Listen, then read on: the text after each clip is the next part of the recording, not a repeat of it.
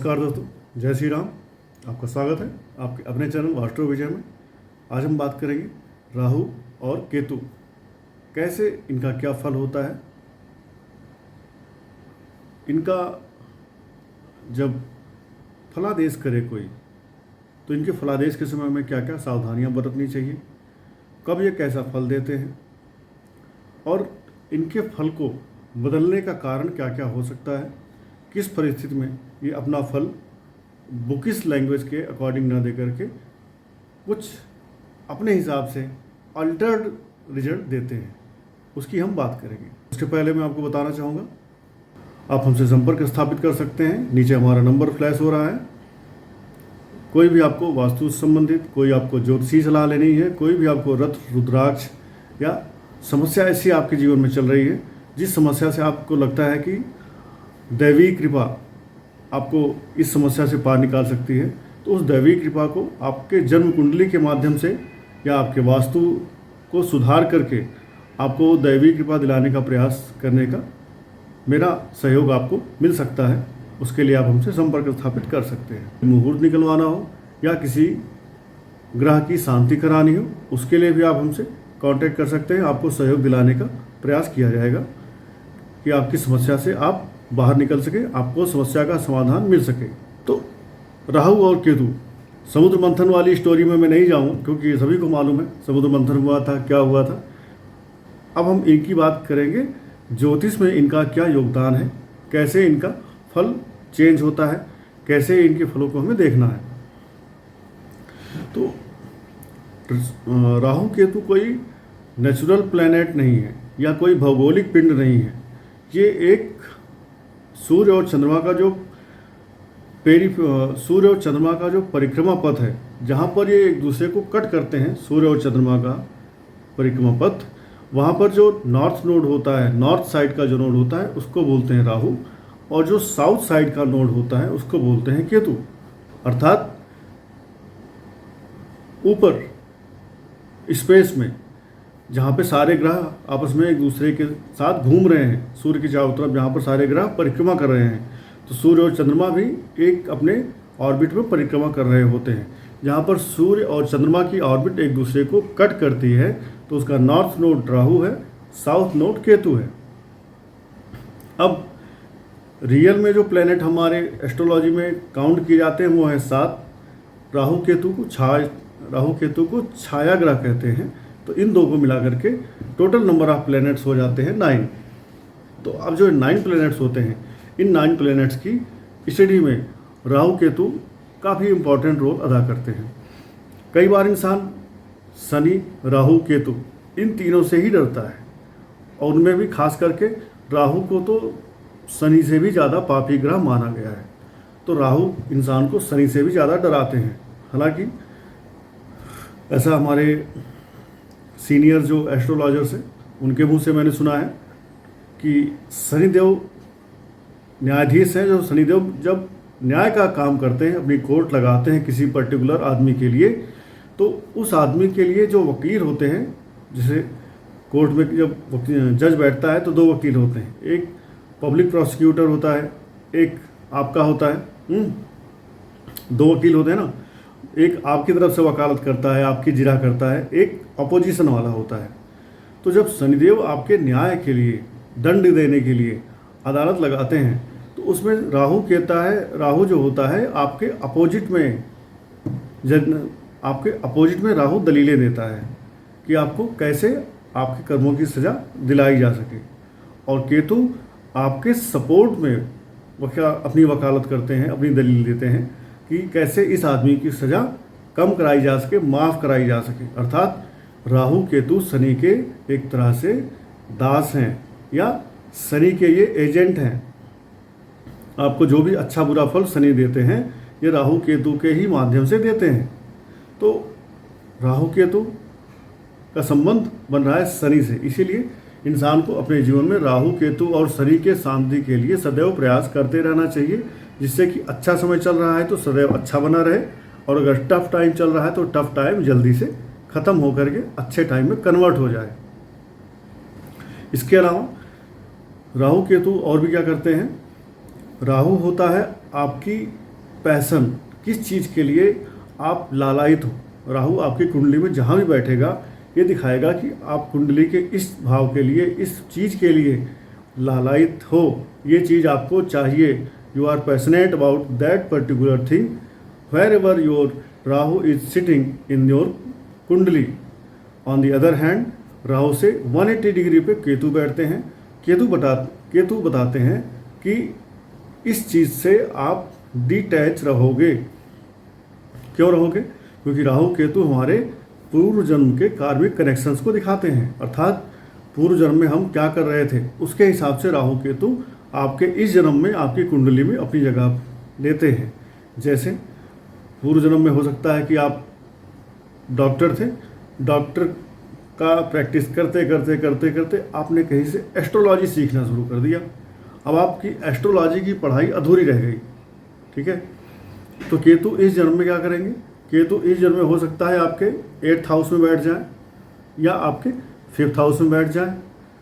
8th house is house of research, means अब आप फिर से अकल्ट में जाने के लिए तैयार रहिए, या आपकी पढ़ाई एस्ट्रोलॉजी की थोड़ी सी छूट गई थी, रह गई थी, तो आप यहाँ आएंगे 5th हाउस में जिनका केतु होगा, आप देखेंगे वो जल्दी से एस्ट्रोलॉजी को समझ करके एक अच्छे एस्ट्रोलॉजर बन जाते हैं।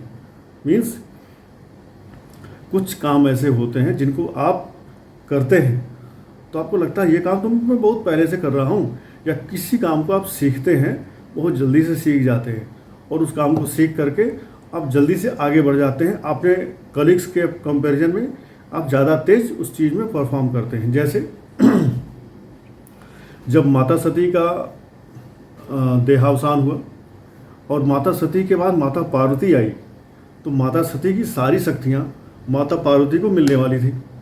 अब माता पार्वती को वो शक्तियाँ कब मिलती? जब माता पार्वती थोड़ा सा ध्यान, योग और तप करके अपने शरीर को उस लायक बनाती। माता पार्वती जब तपस्या करने लगी तो सारी शक्तियाँ अपने आप उनके पास ऐसे आ कर के उनके शरीर में समाने लगी, जैसे कि एक मदारी बंदर को इशारा करता है, बंदर उनके इशारे पर नाचता हुआ उनके पास आता है, जो भी चाहते हैं वो करता है। तो इसी प्रकार सारी शक्तियाँ माता पार्वती के अंदर आकर समा गई। क्यों? क्योंकि वो सारी शक्तियाँ उनके पूर्व जन्म में माता सती के रूप में उन्हीं के पास थी, तो उन्हीं की शक्तियाँ थी।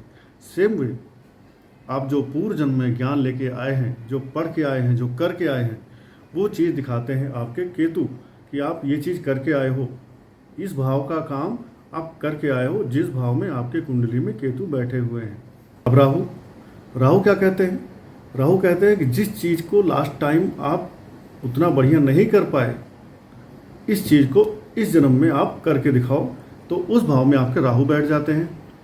मीन्स जिस हाउस को आपने ओवर यूटिलाइज किया, जिस पे आपने खूब काम किया, उस भाव में इस जन्म में आपके केतु बैठते हैं कि आप बहुत कर चुके हो इस भाव का काम, अब इसको थोड़ा आराम करने दो। और जिस भाव का आप इच्छा करते रहे, लालायित रहे, लेकिन उस भाव का रिजल्ट आपको नहीं मिला, उस भाव में यहाँ केतु बैठ जाते हैं इस जन्म में। तो केतु कहते हैं now work on this particular house and get the result from this house. तो राहु आपको पर्टिकुलर किसी हाउस से अटैच करते हैं, उसके लिए आपके अंदर एक्स्ट्रा एनर्जी भरते हैं कि भाई तुझे ये काम करना है, इस हाउस से ये रिजल्ट निकालना है। और केतु कहते हैं okay, you can take some rest, have your ample of comfort, so that आप जब मूड बने तब आना इधर। अदरवाइज केतु आपको उस पर्टिकुलर हाउस से डिटैच करके रखते हैं। अब राहु केतु क्या है?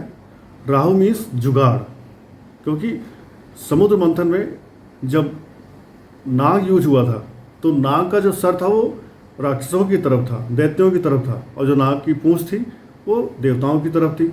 तो राहु का जो सर है वो नाग का सर, कहीं भी आप देखेंगे राहु मीन्स गर्दन से ऊपर का पोर्शन और केतु मीन्स गर्दन से नीचे का पोर्शन।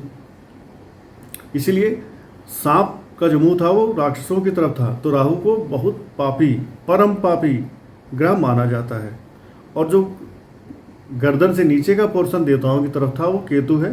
केतु को बहुत शुभ ग्रह भी माना जाता है नाड़ी ज्योतिष में, या किसी अन्य जगह आप देखेंगे पराशरी के अलावा अगर आप देखेंगे तो केतु को बहुत शुभ ग्रह भी माना जाता है, लेकिन क्योंकि ये हमेशा राहु के सामने रहते हैं इस वजह से ये भी पाप ग्रह हो जाते हैं।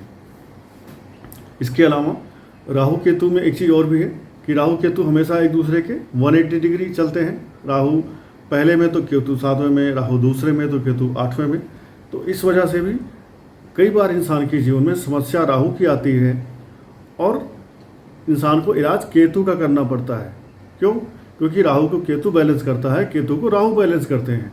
केतु की समस्या हो तो राहु का भी इलाज करके देख लेना चाहिए। क्या पता आप केतु का इलाज करते जा रहे हैं और राहु का इलाज नहीं कर रहे हैं और राहु आपको परेशान कर रहे हैं केतु के रूप में। केतु आपका दिमाग है, क्योंकि केतु के पास गर्दन के ऊपर का हिस्सा है, मुंह है, आँख है, नाक है, कान है, बाल है, चेहरा है, जबान है, आँख है, कान है, सोचने की क्षमता, सूंघने की क्षमता, सुनने की क्षमता, देखने की क्षमता, ये राहु में है। अर्थात राहु आपको विजन देंगे। राहु अगर अच्छे हैं तो आपको दूरदृष्टि देंगे कि अगले 5 साल में मैं क्या करूँगा, 10 साल में क्या करने वाला हूँ, 20 साल में क्या करने वाला हूँ। राहु अच्छा होगा आपका तो आपकी सुनने की, समझने की क्षमता अच्छी होगी, आपकी वाक शक्ति, बोलने की शक्ति अच्छी होगी, आप अच्छे वक्ता, नेता हो सकते हैं जो सभा को अपने अच्छे बोली के द्वारा बांध दें। जैसे बहुत सारे नेता बोलते हैं ना तो लोग खड़े हो जाते हैं, खड़े होकर उनकी बातें सुनते हैं। तो राहु आपको जब अच्छे होते हैं तो ये सारी शक्तियाँ, बोलने, सुनने, सोचने की क्षमता देते हैं, अच्छा विजन देते हैं। तो राहु इंसान को विजनरी बनाते हैं, लेकिन इनके पास खाली सोचने का, दिमाग का सोचने वाला काम इनके पास है, काम करने के लिए इनके पास हाथ पैर नहीं है। तो काम कौन करता है? सोचता राहु है, करता केतु है, क्योंकि केतु के पास हाथ पैर है पर केतु के पास दिमाग नहीं है। तो केतु कभी भी कोई काम करता है तो बिना सोचे समझे करता है। अगर आपका केतु सही है तब तो जो आप राहु से सोचेंगे वो केतु कर देगा। आप सोचेंगे कि मुझे 10 साल के बाद एक फैक्ट्री लगानी है, 10 साल के अंदर मुझे अपना टर्नओवर 5 गुना करना है, 10 साल के अंदर मुझे अपनी सैलरी को, अपनी इनकम को मल्टीफोल्ड करना है, तो केतु आपके उस दिशा के लिए प्रयास करना शुरू कर देंगे। लेकिन अगर यही केतु खराब हो तो आप सोचेंगे अपनी सैलरी 5 गुना बढ़ाना है, केतु आपसे ऐसा काम करा देंगे कि आपकी सैलरी 0.5 गुना रह जाएगी, सारी सैलरी आपकी कहीं और खर्च हो जाएगी, जॉब चली जाएगी।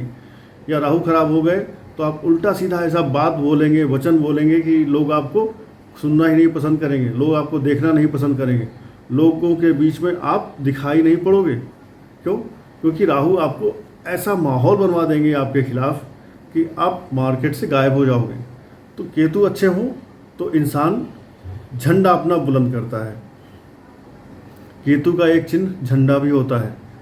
मंदिर के ऊपर जो झंडा लगा होता है या घरों में जो ज़्यादातर दक्षिण दिशा में लोग लाल कलर का या भगवा कलर का झंडा लगाते हैं, वो भी केतु का ही एक पहचान है। तो केतु इंसान का झंडा भी, परचम भी बुलंद करवाते हैं। इसलिए कहते हैं कि इंसान का झंडा बुलंद होता है जिस आदमी का नाम, जिस आदमी का यश, कीर्ति फैलती है, उस आदमी का बिना केतु के अच्छा हुए नाम, यश, कीर्ति बढ़ ही नहीं सकती है। जो भी आदमी अपने जीवन में नाम, यश, कीर्ति बढ़ाया है, कमाया है, वो बिना केतु के नहीं कमाया है। और ज्योतिष में शनि को पीड़ादायक, कष्टदायक ग्रह कहा गया है, लेकिन राहु को ऐश्वर्यदायक ग्रह कहा गया है। एक परम पापी ग्रह लेकिन ऐश्वर्यदायक। कैसे? क्योंकि राहु का काम है किसी चीज़ को बढ़ाना। गुरुदेव बृहस्पति भी किसी चीज़ को बढ़ाते हैं लेकिन वो कंट्रोल्ड बढ़ाते हैं, और राहु किसी चीज़ को अनकंट्रोल्ड बढ़ाते हैं। तो जब राहु किसी चीज़ को बढ़ाते हैं तो इंसान हो सकता है कि हफ्ते भर के अंदर करोड़पति बन जाए, हफ्ते भर के अंदर या 2 दिन 4 दिन के अंदर उसकी लॉटरी लग जाए, कुछ ऐसा काम उसके हाथों से हो जाए कि 2 दिन में ही वो करोड़पति से अरबपति बन जाए, अरबपति से खरबपति बन जाए, मिलेनियर से बिलेनियर बन जाए। जो भी आदमी आप देखें अपने आसपास, अगर जल्दी से रिच बना है, चाहे अच्छा काम करके चाहे बुरा काम करके, उसको राहु ने ही रिच बनाया है। सुपर रिच इंसान को राहु ही बनाते हैं। जीवन में ऐश्वर्य राहु ही सबसे तेज देते हैं। इसलिए राहु अच्छे हैं तो आप अच्छे कामों से अपना ऐश्वर्य बनाओगे, अच्छे कामों से अपने जीवन को ऊपर ले जाओगे। और अच्छे कामों से अपना विजन बना करके अपनी लाइफ को सफल बनाओगे। और अगर राहु गड़बड़ है तो आप गलत कामों से पैसा बनाओगे और अचानक एक दिन आपका मार्केट, आपका जो बना बनाया महल है ना, ध्वस्त हो जाएगा, ज़मीन के अंदर 100 फीट गड्ढे में घुस जाएगा। तो राहु केतु अच्छा भी करते हैं और बुरा भी करते हैं। राहु केतु, अगर किसी इंसान का राहु थोड़ा सा गड़बड़ हो तो वो इंसान क्या करेगा, वो खाता जाएगा खाता जाएगा खाता जाएगा। क्यों? क्योंकि राहु के अंदर पेट तो है ही नहीं, तो राहु जबान को टेस्ट देता है, खाता जाएगा, उसको मालूम ही नहीं उसका पेट भरा है नहीं भरा। आप देखेंगे आपके आजू बाजू में कई बार ऐसे लोग मिल जाएंगे जो अभी खाना खा के उठे हों और उनको बोलो कि यार थोड़ा सा ना मेरे साथ भी चलो 2 रोटी खा लो, तो फिर से आपके साथ खाना खाने में बैठ जाएंगे। या कहीं दावत में गए होंगे, एक बार खाना खाएंगे, फिर थोड़ी देर बाद बैठ के आराम करेंगे 10 मिनट, और फिर और दोबारा वो खाना खाने फिर से उठ जाएंगे। तो ये होता है राहु। और जिनका केतु गड़बड़ होता है उन लोगों के जीवन में, क्योंकि केतु के पास ना आँख है ना दिमाग है, वो पैर है, तो केतु चलता रहता है। Ketu is a moving planet, not stationary planet. तो जिन इंसानों का, जिन जातकों का केतु गड़बड़ हो जाता है उन लोगों के जीवन में स्थायित्व तो कभी आ ही नहीं पाता, क्योंकि केतु हमेशा ऑन गोइंग मूविंग बना रहता है। अगर केतु आपके 10वें घर में है, स्पेशली अगर केतु आपके 10वें घर में है और वो शुभ नहीं है, तो आपकी जॉब कभी सेटल ही नहीं हो पाएगी। आप ज़िंदगी में प्रयास कर लीजिए चाहे जितना, लेकिन आपकी जॉब स्टेबल नहीं हो पाएगी। क्यों? क्योंकि केतु कहते हैं चलते रहो, मूविंग करते रहो। अब राहु और केतु की जो इनकी स्वराशियाँ हैं, जिनको अपनी राशि मानते हैं, वैसे तो महर्षि पराशर ने इन्हें कोई राशि अलॉट नहीं की थी, लेकिन रिसर्च के बाद या कुंडली को देखते देखते इनके जो सबसे ज़्यादा अच्छे रिजल्ट आए या जिनसे इनका संबंध अच्छा देखा गया, राहु की जो राशि होती है कुंभ राशि, अर्थात 11 नंबर की शनि की जो राशि होती है उसके को ओनर राहु होते हैं। और जो मंगल की वृश्चिक राशि है उसके भी को ओनर केतु होते हैं। अर्थात राहु की स्वराशि कुंभ राशि हो गई, केतु की अगर स्वराशि की बात करेंगे तो वृश्चिक राशि हो गई। अगर उच्च राशि की बात करेंगे तो राहु जो है वृषभ और मिथुन दोनों राशियों में उच्च के माने जाते हैं। जैमिनी ऋषि के अनुसार मिथुन राशि में माने जाते हैं, पराशर ऋषि के अनुसार 2 नंबर वृषभ में उच्च के माने जाते हैं राहु महाराज। ऐसे ही केतु के लिए देखेंगे तो केतु के लिए 8 नंबर अर्थात वृश्चिक और 9 नंबर अर्थात धनु, ये दोनों राशियां जो हैं केतु के लिए उच्च की मानी जाती हैं। तो आपको 8 में दिखे केतु तब भी इन्हें उच्च कंसीडर करें, 9 में अगर धनु में दिखते हैं केतु तब भी आप इन्हें उच्च का ही कंसीडर करें। इससे क्या होगा? इससे ये होगा कि आपको रिजल्ट लेने में, समझने में आसानी होगी कि आपको कैसा रिजल्ट राहु और केतु अपने उच्चत्व का दे रहे हैं। जहाँ पर जिस राशि में राहु उच्च का होता है उस राशि में केतु नीच का होता है, क्योंकि 6 घर आगे वाला सिद्धांत लगाते हैं। और जहाँ पर केतु उच्च का होगा वहाँ राहु नीच का हो जाएगा। अर्थात 2 नंबर और 3 नंबर में केतु को नीच का माने, 8 नंबर में और 9 नंबर की राशि में राहु को नीच का माने। इट मीन्स राहु और केतु हैं अगर आपके पास, तो आप इनका देखें कि किसके साथ बैठे हैं, किस राशि में बैठे हैं, कौन सा ग्रह इनको देख रहा है और किस ग्रह को ये देख रहे हैं। इन सारी जगहों पर राहु केतु अपना अपना प्रभाव डाल देते हैं। अर्थात राहु केतु जिस राशि में बैठे होते हैं या जिस भाव में बैठे होते हैं उस भाव के ये स्वामी बन जाते हैं। अर्थात अगर ये 5वें भाव में बैठा है, भले ही वो सिंह राशि हो, चाहे वो वृश्चिक राशि हो, चाहे धनु राशि हो, अब उस राशि के उस भाव के स्वामी राहु बन गए या केतु बन जाते हैं। अब अगर मान लो 5वें घर में सिंह राशि है तो 5वें घर के स्वामी बन गए, लॉर्ड बन गए राहु महाराज। अगर 5वें घर में बैठे हैं, 5वें घर की जो राशि सिंह है उसके सूर्य देवता स्वामी तो हैं, वो कहीं भी बैठे रहें, लेकिन अब 5वें भाव के स्वामी आपको राहु कंसीडर करना है। सूर्य देवता 5वें भाव की राशि के स्वामी हैं, लेकिन 5वें भाव के स्वामी अब वो नहीं रह गए। क्यों? क्योंकि राहु केतु जहाँ बैठते हैं उस भाव के स्वामी बन जाते हैं। उस ग्रह जिस ग्रह के साथ बैठते हैं उसकी भी एनर्जी कहीं ना कहीं खुद ले लेते हैं और अपनी एनर्जी से उसको भी पावरफुल कर देते हैं। प्लस जहाँ जहाँ ये देखते हैं वहाँ पर भी अपना प्रभाव डालते हैं। जो जो ग्रह राहु केतु को देख रहे होते हैं उन पर भी अपना प्रभाव डालते हैं। अर्थात एक संक्रामक रोग के जैसे जो भी इनके कांटेक्ट में आया, इन्होंने देखा या उसने देखा, साथ बैठा या राशि पे बैठा, सब पर ये अपना असर दिखाते हैं।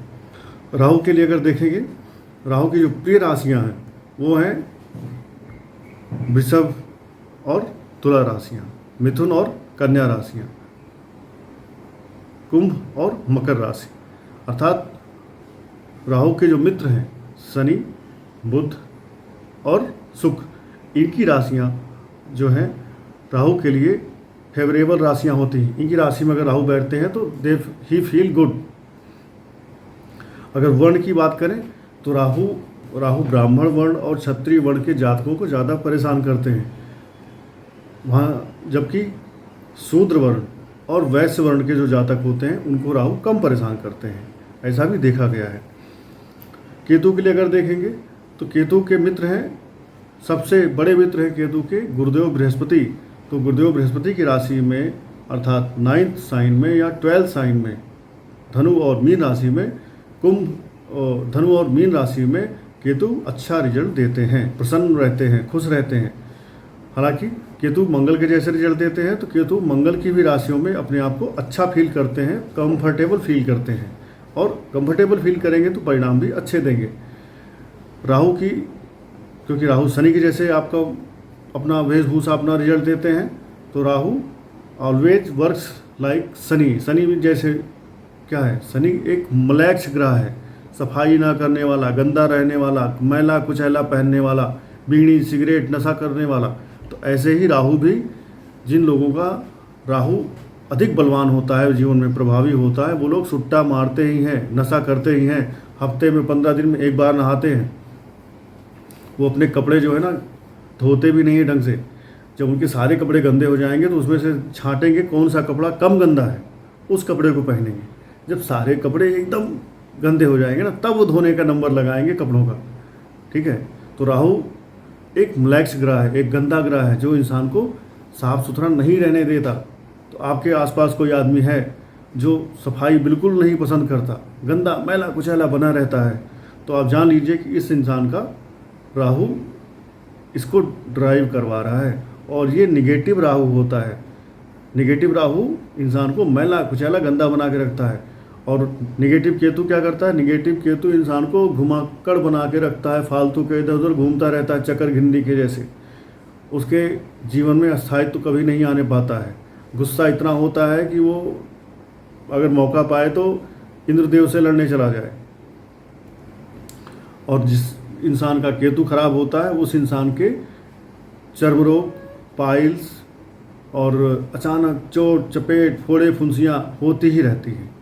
जहाँ राहु को इंसान को अगर अच्छा करना हो, कंट्रोल करना हो, तो इंसान को साफ़ सुथरा रहना चाहिए, डिसिप्लिन अनुशासन वाला जीवन जीना चाहिए। अपने दांतों की सफाई, अपने कपड़ों की सफाई रखना चाहिए, आयरन करके कपड़े प्रेस करके पहनने चाहिए, चंदन का इत्र लगाना चाहिए, चंदन वाला तेल या साबुन लगाना चाहिए।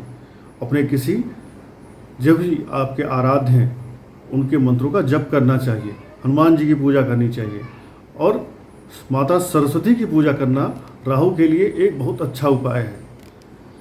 और जिन राहु आपके जीवन में अगर राहु से देखेंगे तो राहु इंसान से क्या काम कराता है, राहु विदेश का कारक है, राहु बाउंड्रीज के बाहर का काम करता है। राहु कहता है I don't follow any rules. जितने लोगों ने नियम को तोड़ करके कोई बड़ा काम किया है, उन लोगों ने राहु के अधीन होकर के ही वो काम किए हैं। जितनी इंटरकास्ट मैरिज होती है सब राहु करवाता है। जितने बड़े बड़े साहसिक काम होते हैं वो सब राहु करवाता है। जितने इलेक्ट्रॉनिक्स के, कंप्यूटर के, मोबाइल के काम होते हैं वो सारे राहु करवाता है। एक्टिंग, पॉलिटिशियंस का काम, जो एक्टर्स हैं वो भी राहु से देखे जाते हैं। राहु आपसे एक्टिंग भी कराता है। राहु आपको नेता भी बनाता है, एक अच्छा राजनेता बनाता है। क्यों? क्योंकि राहु इंसान को धूर्त बनाता है, इंसान को चालाक बनाता है, कपटी बनाता है, जिस इंसान का देखेंगे वो आपकी आंखों से आंखों में डाल के बात नहीं कर पा रहा है, दैट मीन्स वो इंसान आपको छलेगा, वो इंसान धूर्त आदमी है, वो राहु प्रधान आदमी है। राहु उससे चीटिंग करवाएगा, क्योंकि राहु जो है चीटिंग के बहुत बड़े कारक हैं। राहु इंसान को झूठे आरोप भी लगवाते हैं, राहु इंसान से चीटिंग भी करवाते हैं। राहु इंसान को क्या करते हैं, एक डर भी देते हैं, फोबिया भी देते हैं। इंसान को कई बार राहु सुसाइड भी करवाते हैं, इंसान सुसाइड करने का अटेम्प्ट करता है राहु इंसान का अगर खराब हो तो। राहु इंसान की बॉडी में सड़न, इन्फेक्शन ये भी देते हैं। अगर आपकी बॉडी में किसी भी पार्ट में इन्फेक्शन हो रहा है, सड़न हो रही है, तो वो राहु से ही मिल रही है। आप इसको कहीं भी नोट करके देख सकते हैं, कुंडली में मिला करके चेक कर सकते हैं कि आपका जो पार्ट में कहीं भी हार्ट में, लीवर में, किडनी में, आंखों में कहीं भी इन्फेक्शन हुआ है, तो या तो आपकी कुंडली में उस टाइम राहु एक्टिव रहा है, या गोचर में आपके उस भाव से या उस राशि से राहु का संबंध आपको मिलेगा। तो राहु इंसान को सड़न भी देते हैं, राहु इंसान को इन्फेक्शन भी देते हैं, राहु इंसान को चर्म रोग भी देते हैं। और केतु की बात की जाए तो क्योंकि केतु मंगल के जैसे काम करते हैं, तो इंसान को ये साहस, पराक्रम, बहादुरी, मार काट, ये चीज़ें केतु देते हैं इंसान को। जैसे मंगल इंसान को सेना, पुलिस वगैरह में भेजते हैं, साहसिक काम कराते हैं, ऐसे ही केतु भी साहसिक काम करवाते हैं, इंसान को निडर बनाते हैं और इंसान से रिसर्च करवाते हैं, इंसान से पीएचडी करवाते हैं, इंसान से धार्मिक कार्य कराते हैं, धार्मिक यात्राएं करवाते हैं, इंसान से प्रवचन आदि का काम करवाते हैं। अर्थात बृहस्पति वाले गुणधर्म भी केतु के अंदर आते हैं। तो केतु इंसान को धार्मिक भी बनाते हैं, साहसिक भी बनाते हैं, इंसान से धर्म कर्म के साथ लोहा लेने वाला काम, मजबूती वाला काम भी केतु करवाते हैं। देखा जाए तो केतु इंसान को मूत्र से संबंधित रोग, अर्थात किडनी से संबंधित रोग, अर्थात पथरी, किडनी में स्टोन का हो जाना, ये सारे बीमारियां, पेशाब से जुड़ी हुई कोई अगर समस्या है, कहीं भी आपके बॉडी में स्टोन हो रहा है, पथरी हो रही है, तो वो केतु के बिना नहीं होती है। केतु ही आपके बॉडी में पथरी देने के सबसे बड़े कारण बनते हैं।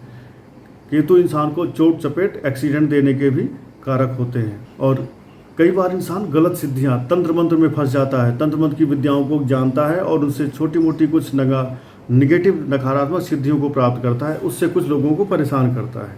तो ये निगेटिव केतु है। जब आप किसी तांत्रिक को देखें कि वो तांत्रिक तंत्र मंत्र सीख करके लोगों को परेशान कर रहा है, तो that is clear symbol of negative Ketu. ये इंसान आने वाले जीवन में अपनी पुश्तों का भी जीवन खराब करेगा, अपना तो कर ही रहा है। तो तंत्र मंत्र जो लोगों को नुकसान पहुंचाते हैं, ऐसे तंत्र मंत्र से इंसान को बचना चाहिए। और राहु केतु इंसान के जीवन में जब कोई महादशा, अंतरदशा या प्रत्यंतर दशा में आते हैं, तो इंसान को ऐसा रोग देते हैं, उस रोग की जल्दी डायग्नोसिस नहीं हो पाती है। डॉक्टर की मशीन, लैब की टेस्ट रिपोर्ट्स वो दिखाएंगे कि यू आर परफेक्टली ओके, आपको तो कुछ हुआ ही नहीं। पर आप कहोगे नहीं साहब, मुझे तो दर्द हो रहा है, मुझे तो जुकाम होता है, मुझे तो बेचैनी होती है, मैं तो उल्टी करता हूँ, मुझे ये समस्या है, वो समस्या है। लेकिन मशीन में आपका डायग्नोस नहीं हो पाएगा कि आपकी बॉडी में प्रॉब्लम क्या है।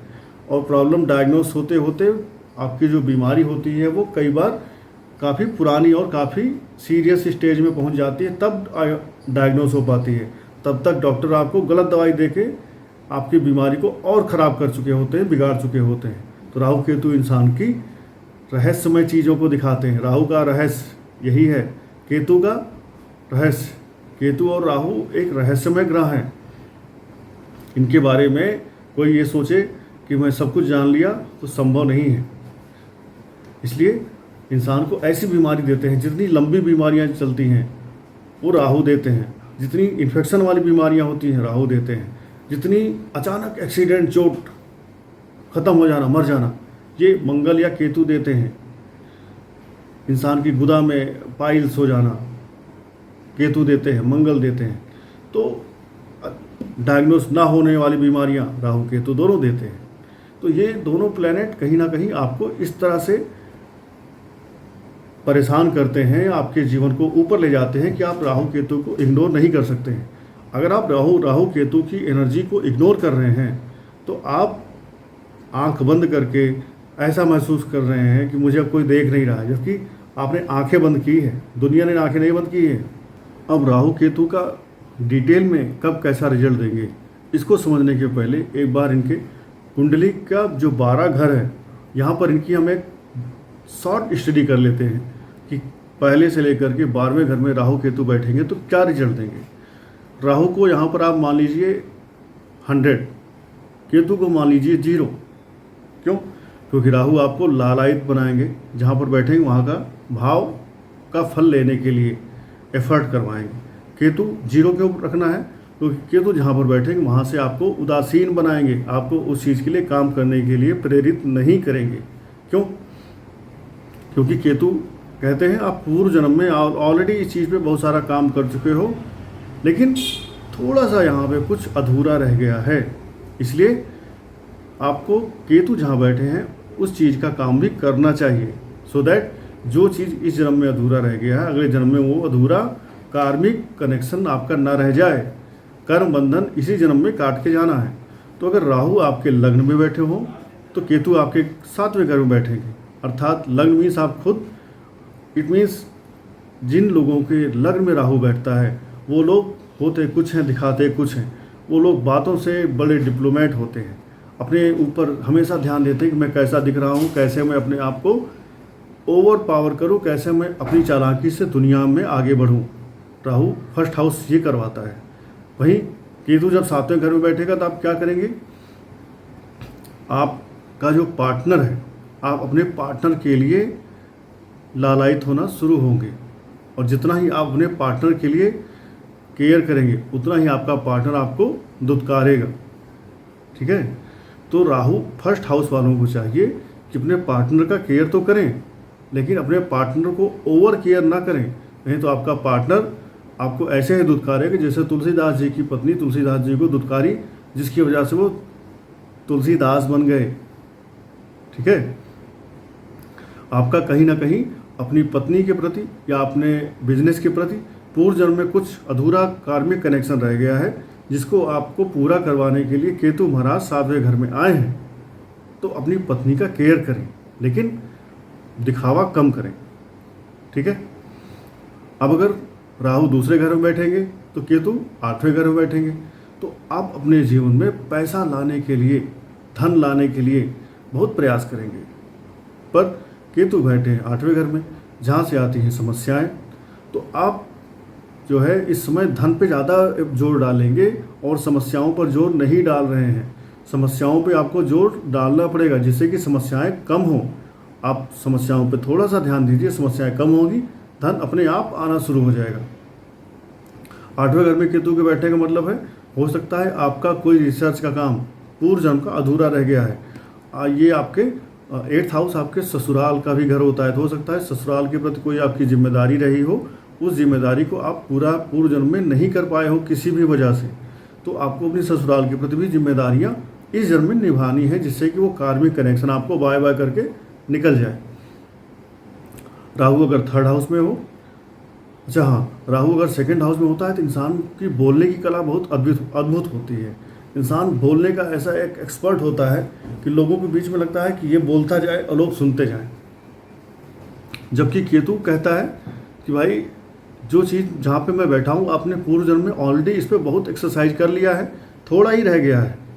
तो आप देखेंगे कि जिस केतु जहाँ पे बैठा है उस घर में अगर आप कोई काम करना चाहते हैं तो आपको थोड़ा ही प्रयास करते ही रिजल्ट आना शुरू हो जाते हैं। अब अगर राहु आपके 3rd हाउस में है, दैट मीन्स आपके छोटे भाई, सिबलिंग्स, बहन, उनके प्रति कहीं ना कहीं आप बहुत ओवर एक्टिव हो जाएंगे। आप अपने स्किल्स को डेवलप करने के लिए बहुत एक्टिव रहेंगे, बहुत ही लालायित रहेंगे। ठीक है? लेकिन आपका केतु बैठ रहा है भाग्य भाव में। जब केतु भाग्य भाव में बैठ रहा है तो इट मीन्स आपको कहीं ना कहीं अपने पिता के प्रति लापरवाही आएगी, आप अपने धर्म के प्रति लापरवाह होंगे। तो यहाँ पर आपको अपने पिता और अपने धर्म के प्रति लापरवाह नहीं होना है, अपने गुरु की इंसल्ट नहीं करनी है, थोड़ा सा ध्यान उन पर भी देना है। जहाँ आपने अपने पिता, अपने गुरु, अपने धर्म पे ध्यान दिया, वहाँ आपकी स्किल्स अपने आप डेवलप हो जाएंगी। तो आपको केतु पर ध्यान जरूर देना है, ऐसा ना हो कि आप केतु पर ध्यान देना ही बंद कर दें। जहाँ केतु बैठे हैं उन पर आप नज़र रखिए। राहु वाला पोर्शन केतु अपने आप एग्जीक्यूट करते जाएंगे, क्योंकि सोचना राहु का काम है। आपने सोच लिया यहाँ से, अब एग्जीक्यूट केतु को करना है, तो केतु पे ध्यान देते रहो जिससे केतु एग्जीक्यूट करके अपना भी घर मेंटेन रखे और राहु वाला घर भी मेंटेन रखे। अब अगर राहु चौथे घर में है तो आप अच्छी गाड़ी के शौकीन होगे, अच्छे बंगले के शौकीन होगे, अच्छा ब्रांड का एसी लगाने के शौकीन होगे, अच्छे ब्रांड की खाने पहनने ओढ़ने की चीज़ों के शौकीन होगे, घर में सुख सुविधाओं के आप शौकीन होगे, उसके लिए आप आजीवन काम करते रहोगे। लेकिन केतु आ जाएंगे आपके 10वें घर में।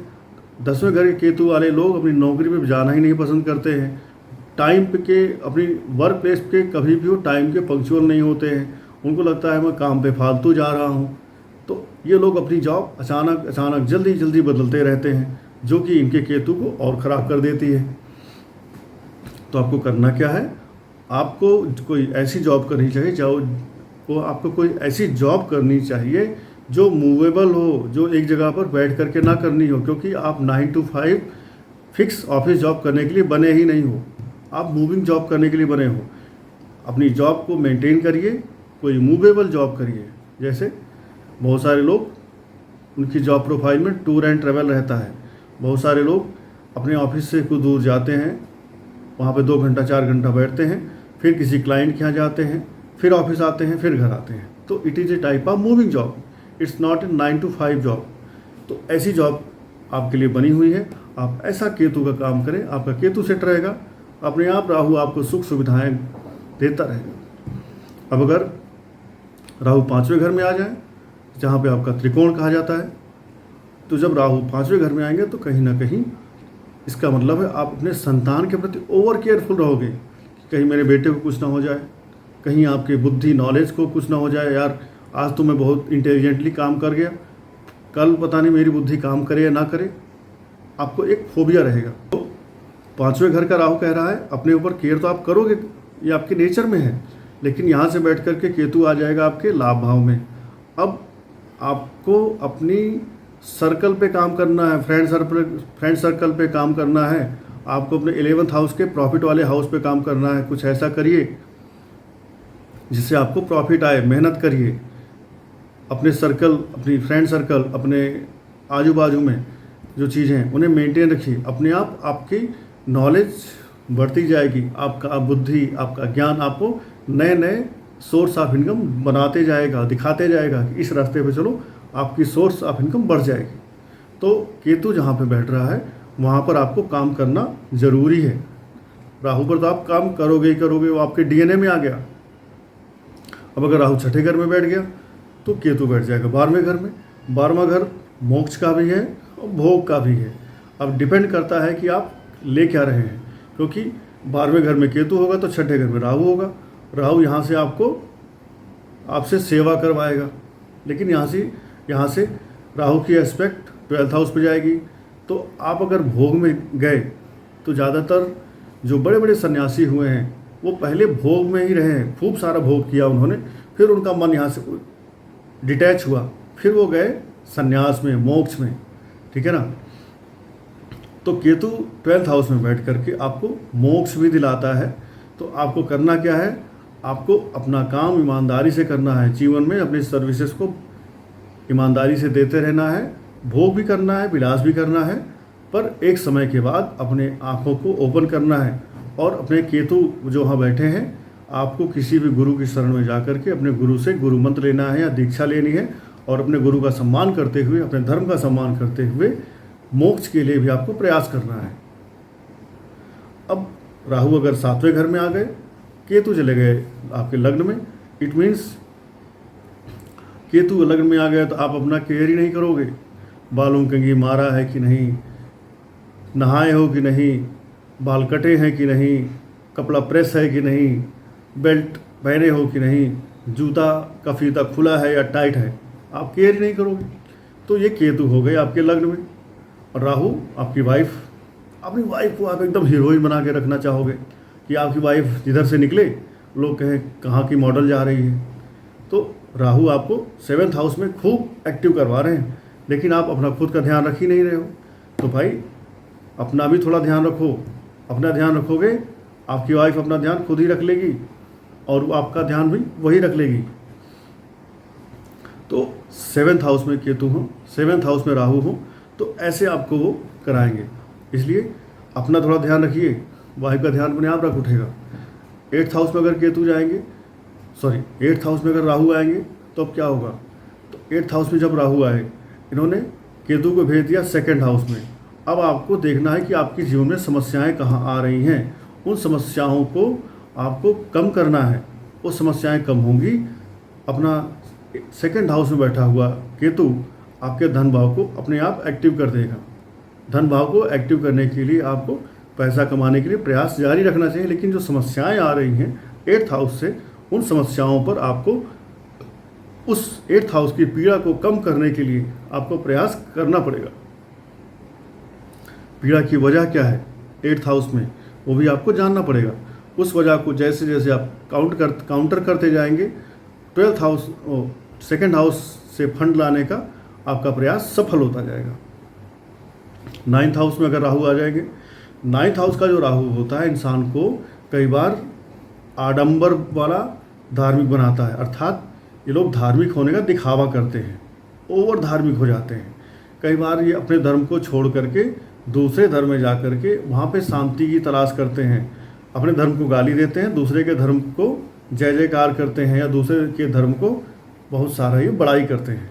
ऐसा जिस दिन आपने किया, उस दिन आपने राहु केतु दोनों को खराब कर लिया, क्योंकि यहाँ से बैठ करके केतु आपके हो जाएंगे 3rd हाउस में, आपके स्किल्स को ख़राब कर देंगे, आपके प्रयासों को ख़राब कर देंगे, आपकी सिबलिंग्स की जो लाइफ है उसको भी केतु ख़राब कर देंगे। इसलिए 9th हाउस में बैठे हुए राहु के इंसान को चाहिए अपने धर्म के प्रति आप निष्ठावान रहें, अपने पूर्वजों के प्रति निष्ठावान रहें और अपना प्रयास करते रहें, अपनी स्किल्स को डेवलप करते रहें। आपका भाग्य भी आपको साथ देगा, आपकी स्किल्स भी आपको साथ देंगी। अब अगर 10th हाउस में राहु आ जाए तो 4th हाउस में केतु आ जाएंगे। यहाँ पे क्या करना है, अब 10th हाउस का जो राहु है इंसान को नेता बना देता है, इंसान को एक्टर बना देता है, इंसान को एक इलेक्ट्रॉनिक्स का एक अच्छा जानकार बना देता है, इलेक्ट्रॉनिक्स इंजीनियर बना सकता है। लेकिन एक ही बात है कि राहु केतु अगर अकेले बैठे हैं तो अच्छा, अगर ये किसी के साथ बैठते हैं तो इनके असर जो होते हैं ज़्यादातर ख़राब हो जाते हैं, क्योंकि उस प्लैनेट को भी ख़राब कर देते हैं जिसके साथ ये बैठते हैं। राहु अगर मंगल के साथ बैठेंगे अंगारक दोष, केतु बैठेंगे मंगल के साथ अंगारक दोष। ये राहु केतु अगर सूर्य के साथ बैठेंगे, चंद्रमा के साथ बैठेंगे तो ग्रहण लगा देंगे, उनकी पावर ख़त्म कर देंगे। राहु केतु बुध के साथ बैठेंगे तो जड़ दोष, अर्थात बोलते हैं मूर्ख बना देते हैं इंसान को। राहु केतु अगर गुरु के साथ बैठते हैं तो गुरु चांडाल बना देते हैं। राहु केतु शुक्र के साथ बैठ जाते हैं तो इंसान को पथभ्रष्ट बना देते हैं, कैरेक्टरलेस बना देते हैं। राहु केतु शनि के साथ बैठ जाते हैं तो श्रापित दोष बना देते हैं। तो बेहतर है कि राहु केतु अकेले बैठें और लग्न या त्रिकोण में बैठें, ये इनकी बहुत अच्छी पोजीशन है।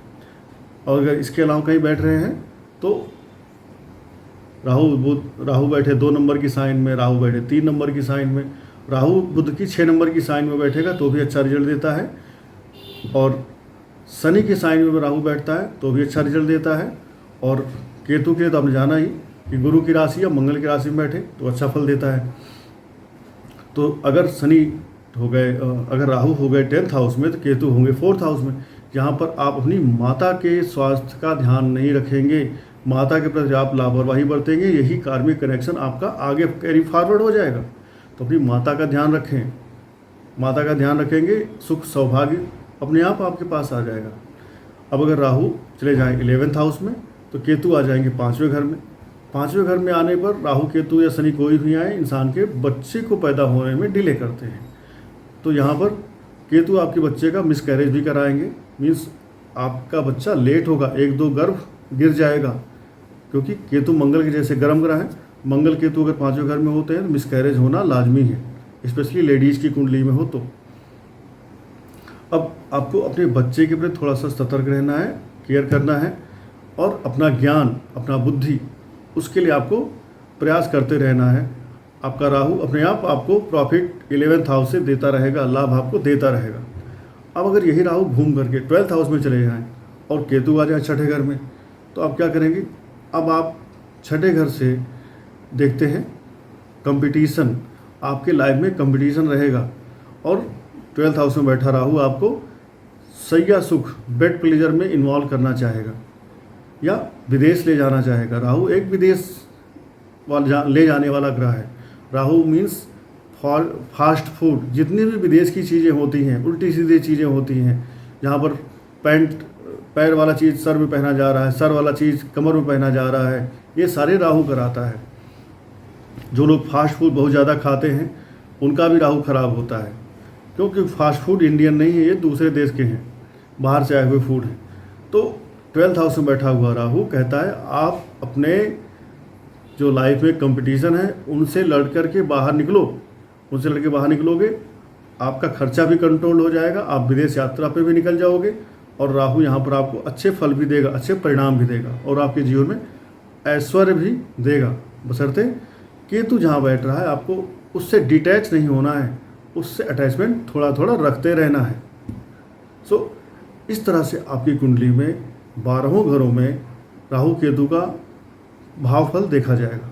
अब हम बात करते हैं राहु केतु कैसे बैठे हैं, तो उसके आधार पे कैसे आप इनका भावफल कैसे निकालेंगे कि अब ये फल कैसा देंगे।